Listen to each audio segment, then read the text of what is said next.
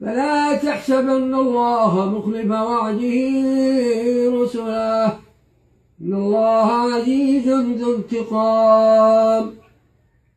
يوم تبدل الأرض غير الأرض والسماوات، وبرزوا لله الواحد القهار. وترى المجرمين يومئذ مقرنين في الأصفاد، سرابيلهم من قطران وتغشى وجوههم النار. يجزي الله كل نفس ما كسبت، إن الله سريع الحساب.